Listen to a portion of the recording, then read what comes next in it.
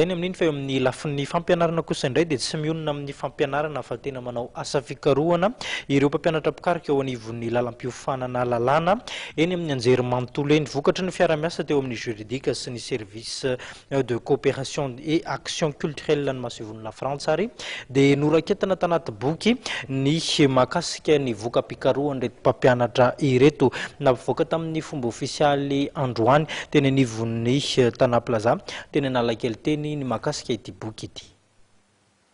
Boky heverina fa ilain'ny mpianatra, ny mpampianatra sy ny olom-pirenena liana ny afantatra ny lalàna. Ireo boky izay nosoratan'ny mpampianatra lalàna eo anivon'ny Université n'Antananarivo. Ao anatin'ireo boky ireo zany no ahitanareo hoe misy lahatsoratra ohatra mikasika ny feuille de route et sortie de crise izay tsy mpampianatra malagasy nanoratra azy fa mpampianatra frantsay, fa misy koa lahatsoratra maromaro mikasika ny lalàna amin'ny ankapobeny, mikasika ny fianakaviana, mikasika ny raharaham-barotra sy ny sisa sy ny sisa.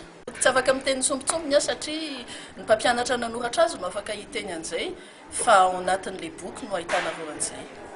Nilaza ny tompon'andraikitra avy eo amin'ny Jurid'ika fa ny boky avy any ivelany mazana no ianaran'ireo mpianatra malagasy nefa tokony boky vita avy eto an-toerana.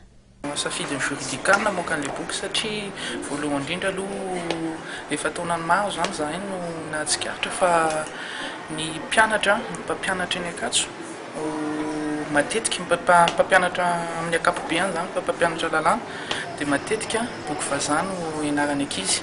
Dia nefa tsika eto Madagasikara zany manana ny lalànantsika izay sady manan-karena lalàntsika no mbola tsisy namoaka boky hatramin'izay. Dia izay zany anisany nahatonga anay nanosika anay hamoaka an'ilay boky. Dia izahay moa zany tsy hoe izahay irery mamoaka an'ilay boky fa miara-miasa amin'ny Service de Coopération et d'Action Culturelle ny ambassade de France zahay. Zareo zany miara-miasa aminay mamoaka an'ilay bokin-drareo, bokin'ny sampana lalàna. Voalaza fa ny olana misy eo amin'ny sehatry ny lalàna dia ny tsy fahafantarana izany lalàna izany na ny tsy fanajana izany lalàna izany tsotra izao.